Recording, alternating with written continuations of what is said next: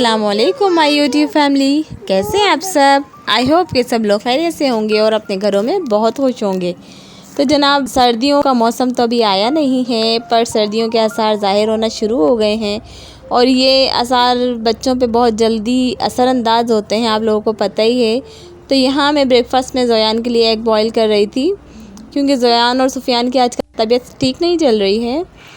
इस वजह से इन लोगों को टेम्परेचर, फ्लू, कफ वगैरह हो रहा था। इस वजह से ज़ोयान का दिल नहीं चाह रहा था ब्रेकफास्ट करने का, तो मैंने यहाँ एग बॉयल कर लिए थे ज़ोयान के लिए और उस पर मैंने नमक और काली मिर्च डालकर ज़ोयान को दे दिए थे। अच्छा, गर्मियों में तो बच्चे इतने मज़े से शौक़ से रोज़ अंडा खा रहे थे, कभी ऑमलेट, कभी हाफ़ फ्राई, कभी कुछ खा लेते थे आराम से। लेकिन अब जब कि खाने का टाइम आ रहा है और तबीयत ऐसी चल रही थी, तो मैंने कहा चले एग बॉयल दे दूँ, तो इन लोगों का मूड नहीं बन पा रहा था। तो यहाँ ना ज़ोयान के मना करने के बावजूद मैंने बॉयल करके ज़ोयान को ज़बरदस्ती दिए थे। मैंने कहा बेटा वीकनेस हो जाएगी, फिर और कुछ नहीं होगा। और मैंने चाय के साथ एक स्लाइस लिया था।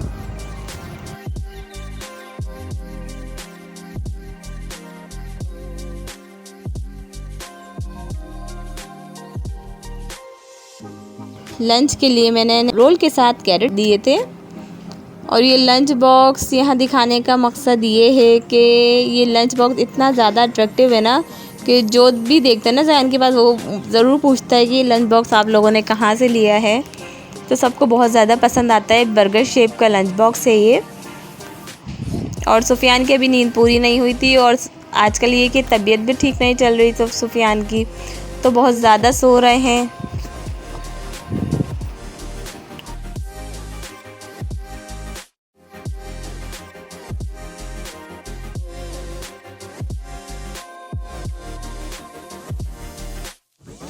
और ये कुछ दिन पहले मैं ये कप लेकर आई थी।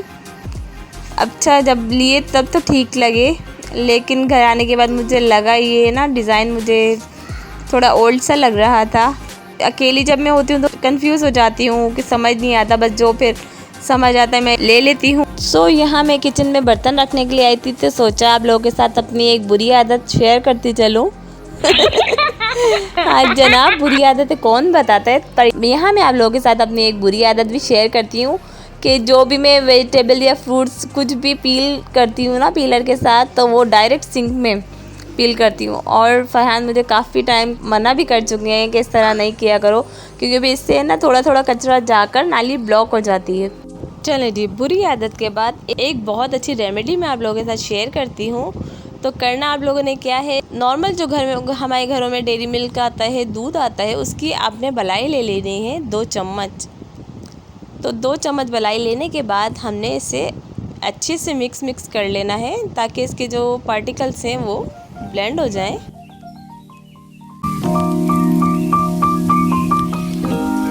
उसके बाद आपने क्या करना है, 1 चम्मच इसमें लेमन जूस यानी कि नींबू का रस डालना है हमने। अच्छा, सिर्फ ये 2 चीज़ें हैं, इसके अलावा तीसरी कोई चीज़ इसमें ऐड नहीं होगी।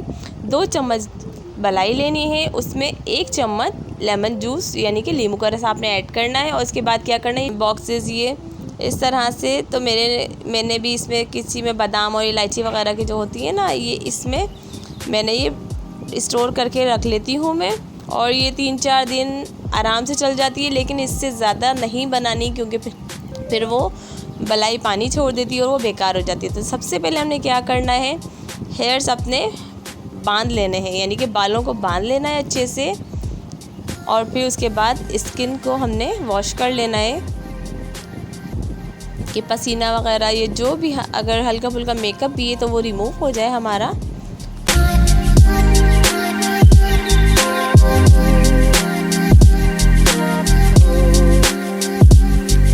और उसके बाद बालों को अच्छे से कवर अप करना है कि बाल हमारे फेस पर ना आए। और इसके बाद ये जो रेमेडी मैंने आप लोगों के साथ शेयर किए हैं, ये बलाई वाली, ये बलाई लेनी है, बट नहीं, हम ये बलाई यूज़ नहीं करेंगे। ये जो प्याली में बच गई थी बलाई, मैं इसे यूज़ करूँगी, क्योंकि इसे भी ज़ाया नहीं करना चाहिए थोड़ी सी भी चीज़ को। तो मैं यहाँ ये यूज़ करूँगी चलें जी, मैं इससे क्लीन कर लेती हूँ। और ये देखें अच्छी खासी इसमें से भी निकल आई है कि वन टाइम यूज़ के लिए काफ़ी है ये। अच्छा, हथेली पे इस बलाई को आपने निकालने के बाद क्या करना है, ये देखें इस तरह से जो पार्टिकल्स बलाई के होते हैं ना, ये होंगे। परेशान नहीं होना है बिल्कुल, बस हथेली से हमने इसको अच्छे से रब करना है इस तरह से। तो हमारी हथेली की जो गर्मी से ना, ये देखें बलाई कितने अच्छे से ये मेल्ट भी हो जाएगी और पार्टिकल्स भी इसके डिज़ोल्व हो जाएंगे। उसके बाद इसको हमने अपनी स्किन में अच्छे से इसका मसाज कर लेना है इस तरह से। और सिर्फ लगाना नहीं है, इसका मसाज भी हमने प्रॉपर तरीके से करना है। लिप्स पे, आईज़ पे, नेक पर। डार्क सर्कल्स मेरे बहुत ज़्यादा हैं, इस वजह से मैं क्या करती हूँ, डार्क सर्कल रिमूव के लिए भी ये बड़ी अच्छी क्रीम है। इस तरह से थर्ड फिंगर को लेती हूँ मैं और उसको आईज़ के अराउंड सर्कुलर मोशन में मैं मसाज करती हूँ इस तरह से थर्ड फिंगर से, क्योंकि अंडर आई एरिया जो होता है वो बहुत ज़्यादा सेंसिटिव होता है।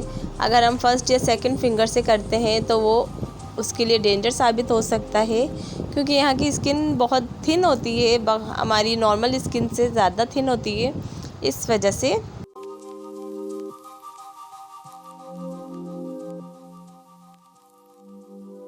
और फेस के बाद नेक का भी इसी तरह से हमने मसाज कर लेना है और इस क्रीम को हमने स्किन के अंदर एब्जॉर्ब अच्छे से कर देनी है। उसके बाद हैंड्स पे भी अप्लाई कर देना है इस क्रीम को। आप चाहें तो इसे फीट के लिए भी यूज़ कर सकते हैं, ये बेस्ट क्रीम है। और ये देखें किस तरह से ये मेल, जो हमारा मेल होता है ना, हाँ, वो मेल भी उतारती है और हमारी स्किन को स्मूथ भी बनाती है बलाई, और ग्लो भी लाती है। रेगुलर रूटीन में हम लोग जो सन ब्लॉक वगैरह यूज़ नहीं करते, तो ये उसकी वजह से हमारी स्किन जो डल हो जाती है, तो ये बलाई हमारा कलर भी फेयर करती है। सो मेरे कहने पे एक बार ज़रूर ये रेमेडी ट्राई करिएगा आप लोग। लेकिन इस रेमेडी को अबाउट 1 मंथ ज़रूर हमने यूज़ करना है। उसके बाद इसके रिज़ल्ट इतने अच्छे आएंगे कि आपके आई रिंकल्स इससे चले जाएंगे, आपका कलर भी इन्हेंस होगा, स्किन बेबी स्किन हो जाएगी आपकी। और बहुत ज़्यादा ये इफ़ेक्टिव है हर स्किन टाइप के लिए, कोई इसके साइड इफ़ेक्ट्स नहीं है। अच्छा, ये तो हो गई लगाने की बात। अब आ जाते हैं जी खाने की तरफ। तो स्किन पे कुछ भी लगाने के साथ साथ ज़रूरी क्या होता है, हमने अच्छे से अच्छा हेल्दी फूड खाना भी होता है। तो मैं आजकल क्या यूज़ कर रही हूँ कि नॉर्मल रूटीन में हम क्या करते हैं ना, अपनी लाइफ में इतने बिज़ी हो जाते हैं, स्पेशली मदर्स, कि हम अपना ख्याल नहीं रख पाते घर में, बच्चों में, और इधर उधर इतने बिज़ी रहते हैं। तो क्या करना है, हमने अपनी डाइट का ख्याल रखना है फ़र्स्ट ऑफ़ ऑल, क्योंकि जब हम अच्छे होंगे, हमारी हेल्थ अच्छी होगी, तभी हम अपने घर को, अपने बच्चों को अच्छे से ध्यान रख सकेंगे सबका। तो सबसे पहले हमने क्या करना है, हमने अपनी डाइट अच्छी रखनी है। फ्रूट्स एंड वेजिटेबल्स का इतना ज़्यादा हो सके यूज़ करना है। और यहाँ मैं ये वॉइस ओवर इस वजह से कर रही हूँ कि बाहर से बहुत ज़्यादा शोर हो रहा है इस वजह से मुझे वॉइस ओवर करना पड़ रहा है मजबूरन, क्योंकि फिर पता है ना, बाहर म्यूज़िक चल रहा है और फिर कॉपीराइट फ़ौरन से ठक करके आ जाता है यूट्यूब पर, तो इसलिए मैं यहाँ वॉइस ओवर कर रही थी। तो ये कि स्किन पे हम कुछ भी अप्लाई करें, उसके साथ साथ वो तो काम देगा ही, लेकिन हमारे अंदर से बॉडी भी हाइड्रेट रहनी चाहिए। पानी का हमें ज़्यादा से ज़्यादा इस्तेमाल करना चाहिए। फ्रूट्स एंड वेजिटेबल्स को अपनी रेगुलर रूटीन में ज़रूर शामिल करना चाहिए। और आप यकीन करें कि मुझे फ्रूट्स एंड वेजिटेबल इतने ज़्यादा पसंद है ना, कि मैं खाना ना मिले मैं ये भी खा सकती हूँ। मैं इतनी लवर हूँ ना फ्रूट की, जूसेस की, I like it very much. और आजकल ये कि ओसनेट डी, ये ऐसी टैबलेट है, हम ख़वातीन को रेगुलर रूटीन में खानी चाहिए। लेकिन हम क्या करते हैं, जब हमारी कुछ तकलीफ़ होती है, फिर मुझे ख़्याल आता है कि मुझे कुछ लेना चाहिए, तो आजकल डॉक्टर की रिकमेंडेशन पे मैं ये ओसनेट डी ले रही हूँ। और यकीन करें इतना ज़्यादा इफ़ेक्टिव है ये। मैं कहती हूँ कि आजकल जो मेरे पैरों में बहुत शदीद दर्द रह रहा था, बैकबोन का इशू था, थोड़ा सा वीकनेस वगैरह भी थी, तो ये ओसनेट डी है ना, इतनी कमाल की चीज़ है ना।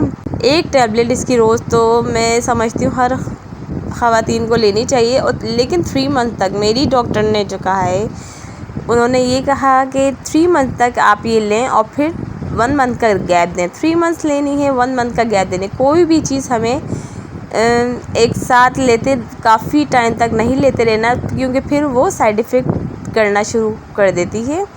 तो ये है कि आजकल मैं ऑस्नेट डी ले रही हूँ, और इसके साथ साथ एक बहुत अच्छा कैप्सूल जो मेरे डॉक्टर ने मुझे रेकमेंड किया था, कि वो भी मैं आप लोगों को दिखा देती हूँ। ऑस्नेट डी के साथ है ये विटामिन ई का कैप्सूल है। ईवियन के नाम से ये कैप्सूल आता है। अच्छा, आजकल आप नेट पर, अगर आप लोग नेट यूज़ करते हैं ज़्यादा, तो आप लोगों को पता होगा ये ब्यूटी क्रीम्स में भी बहुत ज़्यादा यूज़ होता है। पर मेरी डॉक्टर ने मुझे ये रिकमेंड क्यों किया है, इसकी कुछ ख़ुसूसियात मैं आप लोगों को बताती चलूँ कि उन्होंने एज अ ब्यूटिशन मुझे ये रिकमेंड नहीं किया, बल्कि बकौल डॉक्टर के एवियन एक ऐसा कैप्सूल है जो हमारी बॉडी के खुफिया बीमारियों को ढूंढ निकालता है, उनका ख़ात्मा करता है। तो उन्होंने मुझे इतने ज़्यादा बेनिफिट्स बताए एवियन और ऑस्नेट डी के, और आजकल मैं ये यूज़ कर रही हूँ, और अल्हम्दुलिल्लाह माशाल्लाह इतना फ़ायदा है मुझे, इतना फ़ायदा है कि मेरी जो वीकनेस वगैरह थी वो भी दूर हो गई, और बॉडी पेन मुझे बहुत ज़्यादा रह रहा था वो भी मेरा दूर हो गया। और यहाँ मैंने ये बलाई लगाई हुई है, इस वजह से मेरा कलर बहुत ज़्यादा डल लग रहा है, तो उसको आप लोग इग्नोर करिए। और बस ये 2 टैबलेट्स के बेनिफिट्स आज मुझे आप लोगों के साथ शेयर करने थे, जिससे मुझे बहुत ज़्यादा फ़ायदा हुआ। और बकौल डॉक्टर के कि ये हर ख़वातीन को लेनी चाहिए, ये नहीं कि, और हम नॉर्मल क्या होता है ना, हम लोग जब बीमार हो जाते तभी हम माँओं को ख़्याल आता है कि अपने ऊपर भी हमें ध्यान देना है, और हम बच्चों और घर में इतने ज़्यादा बिज़ी हो जाते हैं हम अपने फैमिली में, अपने घर के कामों में, कि हमें ख़ुद पर ध्यान देने का टाइम ही नहीं मिलता। जब तक एक माँ प्रॉपर हेल्दी नहीं होगी ना, तो वो अपने घर को भी अच्छे से मेंटेन नहीं रख सकेगी। तो बस जिन चीज़ों से मुझे फ़ायदा हुआ, मैंने सोचा अपनी ऑडियंस के साथ मैं अपने एक्सपीरियंस शेयर करूँ, अपनी क्रीम शेयर करूँ, जिससे मुझे बहुत ज़्यादा फ़ायदा हुआ है। मेरे रिंकल्स को भी इस क्रीम ने ख़त्म किए हैं, मेरा कलर भी फेयर करने में हेल्प की है, स्किन बहुत प्यारी कर दी है। तो आप लोग भी ये क्रीम ट्राई करिएगा, और ये टैबलेट्स ज़रूर ट्राई करिएगा, कोई इसके साइड इफ़ेक्ट्स नहीं हैं। सो गाइज़, ये था आज का छोटा सा इन्फॉर्मेटिव व्लॉग। आई होप कि आप लोगों को पसंद आए, और अगर थोड़ा भी कुछ अच्छा लगा हो तो प्लीज़ लाइक का बटन प्रेस कर दिया करें। चैनल पे अगर फर्स्ट टाइम है तो चैनल को भी सब्सक्राइब कर लीजिए, और बेल नोटिफिकेशन का बटन भी ऑन कर दीजिए। अपनी दुआ में मुझे, मेरी फैमिली, प्यारे पाकिस्तान और हमारे फ़लस्तीनी मुसलमान बहन भाइयों को याद रखें। काइंडली यहूदियों के प्रोडक्ट्स का बायकॉट करें, और एक सच्चा मुसलमान होने का सबूत दें। मिलते हैं नए व्लॉग में नए टॉपिक के साथ, तब तक के लिए अल्लाह हाफ़िज़।